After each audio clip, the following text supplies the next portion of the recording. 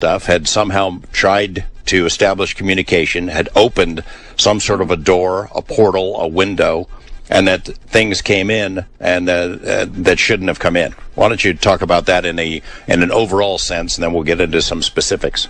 Yeah, sure. This was basically the idea that, rather than sort of nuts and bolts spacecraft landing, as we said, on the White House lawn, the idea was that people, literally within the Defense Department, were sort of consulting ancient texts and books on demonology and using archaic rites and rituals to quite literally summon up these entities that, the UFO research community call.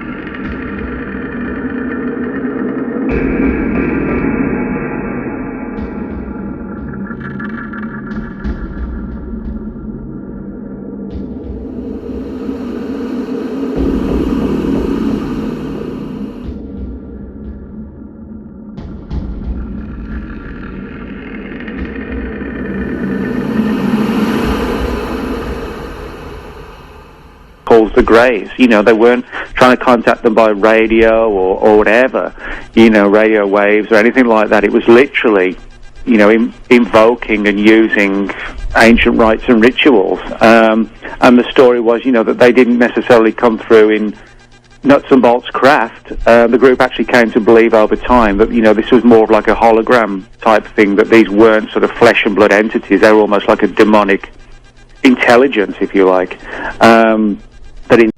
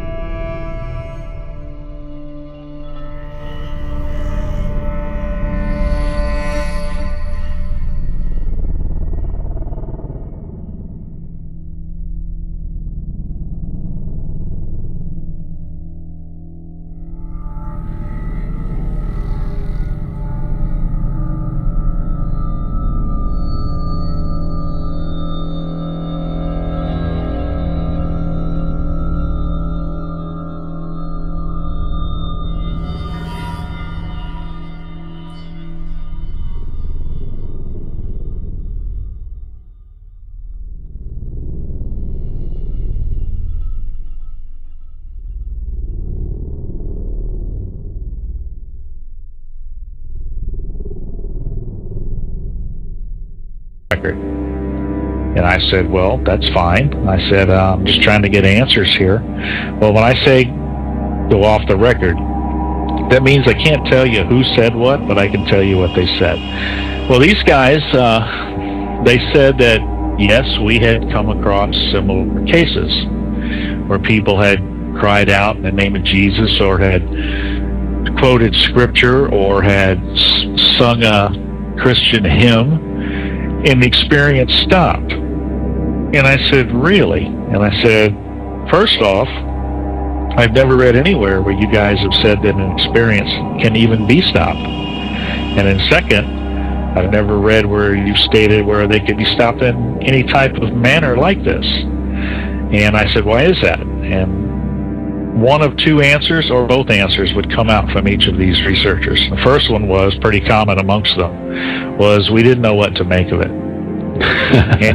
But you know what? I would have been fine with that, because to me, that was an honest answer. I mean, I didn't know what to make of it either in the beginning. Mm-hmm. So I could relate to them on that answer, but they always would follow it with a second answer. And it was, we were afraid to go there, meaning the spiritual side of this, mm-hmm. because it might affect our credibility in the UFO realm.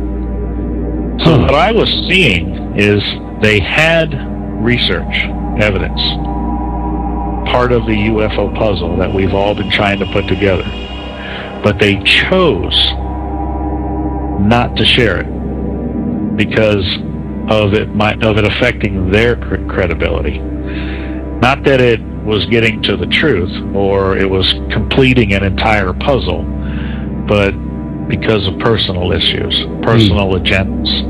And you know what that's called? It's called a cover-up. Throughout the UFO community, you hear government cover-up this, government cover-up that.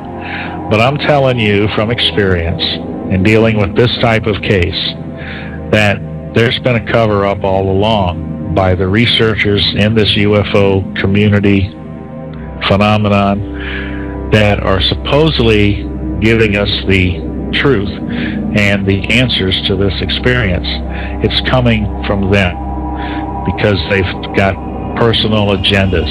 They only want to share certain things. You know, and if you ever follow these conferences that are going on out there, it's like they never give you the whole thing. You know, you get little bits and pieces. And I guess it's part of keeping you busy coming to their conferences. You know, but I've been sharing the same message for years now, the same evidence, and it still disturbs them. There are several testimonies on ce4research.com, and I encourage anyone who has either been affected by the phenomenon or knows someone who has to take a look at this research. It is much too important not to. In an article on HearkenTheWatchman.com entitled Demons or Extraterrestrials Tremble at the Name of Jesus Christ, Dr. Stephen Yulish comes to the same conclusion, stating, quote, I believe in UFOs and extraterrestrials. I do not believe that either I am delusional or am I hallucinating. I do believe that the government is covering up these phenomena even though they are being bewitched as to its real meaning. This deception is part of the spiritual war between God and Satan. These are therefore serious topics, end quote. We are, of course, the Pleiadians, and as we've said, it is our pleasure to be here at this time to communicate with you, to give you an opportunity to understand our energy and who we are. This one that speaks through us, we call her our vehicle. She has given you an opportunity to listen to her interpretation of what she feels is taking place as a result of our contact with her. Not even a speck of a speck. Yet humans live their lives as though they are as big as gods.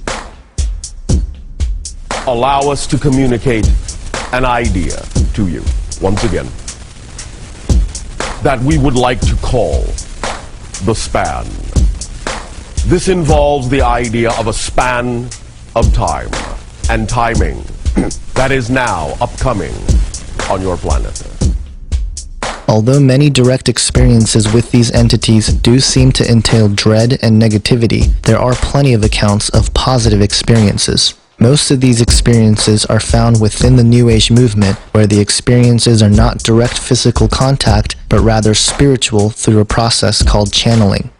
This is where the person willingly invites entities who are referred to as the higher self, ascended masters, higher spiritual beings, extraterrestrial entities who are communicating telepathically, entities of higher densities, and a number of other alleged beings who are more evolved than human beings. Most of the quotes we've looked at in an earlier section of the ancient mystery schools and theosophy were all channeled information. In the case of Helena Blavatsky, the entity she channeled was named Kuthumi and El Mura, both of whom were considered ascended masters from northern India and Tibet. Alice Bailey channeled the entity Dejwal Khul, also considered an ascended master. Today there are several New Age teachers who claim to get their information from a source of a higher spiritual origin. David Icke claims he channeled entities he refers to as the guides. And one great example of the way this works I came across, which the beings, which we call the guys, told us about. You call them the guys? The guys, yeah. It's not but the beings like Tarot, Rakoski, and that's right. Yeah. Now he was Jesus' father, Rakoski. That's right. And Merlin as well. Part of him was, yeah. That's right. The aspects. David Wilcock claims he channeled an entity named Ra. I am Ra. It is an honor and a privilege to greet you this day in the love and in the light of the one infinite Creator. Resonant raindrops, liquid light cascading down in a panoply of shapes and colors